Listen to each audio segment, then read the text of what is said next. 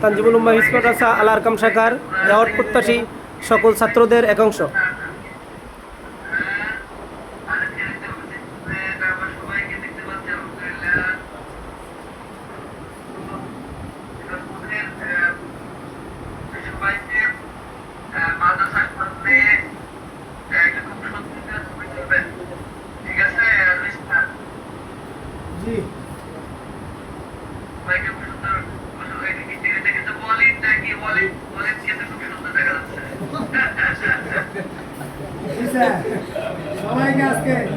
সবাই অনেক উচ্ছ্বাসিত।